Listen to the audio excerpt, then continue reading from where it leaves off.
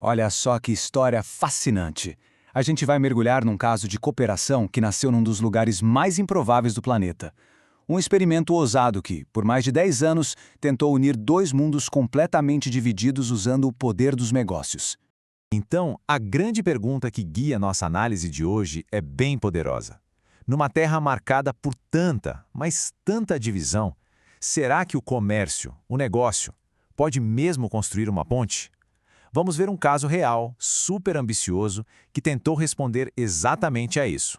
E por mais de uma década, um projeto gigantesco chamado Complexo Industrial de Kaesong foi a materialização dessa ideia. Foi uma tentativa concreta, real, de construir essa tal ponte econômica bem no meio de um campo minado político. Vamos entender como é que isso funcionou.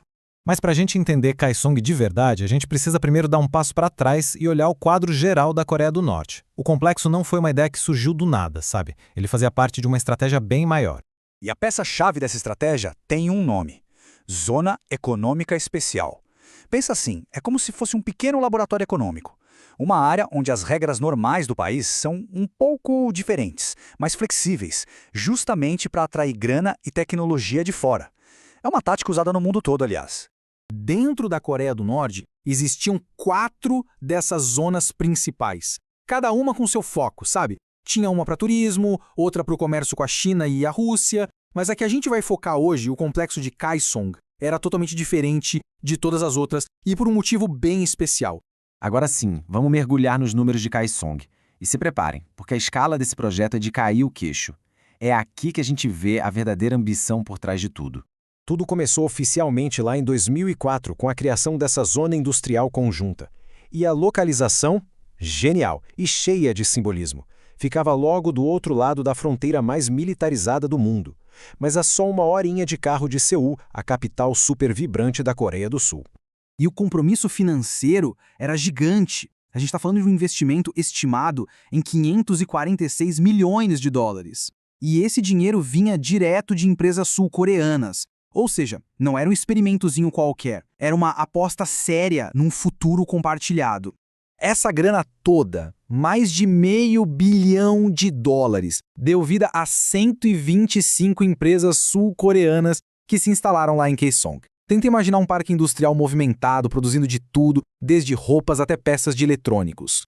Mas o impacto humano foi talvez o mais impressionante de tudo. No auge, essas 125 empresas empregavam até 54 mil trabalhadores norte-coreanos. Para dezenas de milhares de famílias, Kaesong significava emprego, renda, um nível de interdependência econômica que nunca tinha sido visto entre as duas Coreias. Mas, sabe, os números, por mais impressionantes que sejam, contam só uma parte da história. Para a gente entender por que Kaesong foi algo tão extraordinário, a gente precisa olhar para o dia a dia, para o lado humano da coisa.